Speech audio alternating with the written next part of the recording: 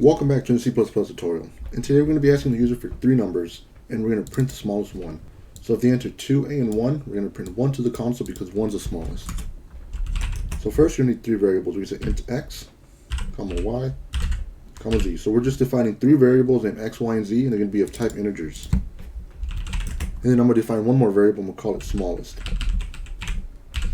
This is going to hold the smallest value, and then we can print it. So now we need to get a way to actually get user input into our actual a variable. So we could say cin x, y, and then z. So here we're just asking the user to enter a number for x, y, and z all on the same line. And now we could use if statements to actually check the condition, see if it's true or not. So we could say if x less than y, if that's the case, we're going to use two ampersands. That means if the left side and the right side are both true, the code under it's going to execute. And then x is less than z.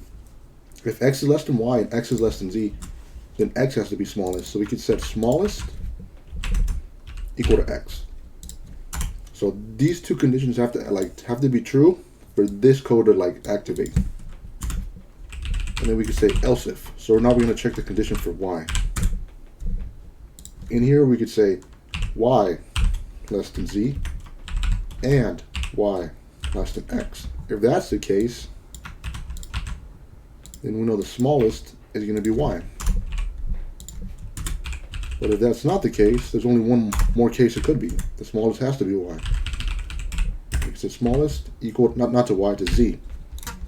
Because here the smallest is x, and then here the smallest is y. So there's only one more case it could be, where the smallest would be z. And after all that, we could just literally print it out to the console. So we could say cout and just print smallest. And then we could end it with a new line. Okay, let's run the code and see if we got it. So we're going to enter some numbers: 12, 3, 67. Should print 3. Let's run it one more time. Let's do big numbers.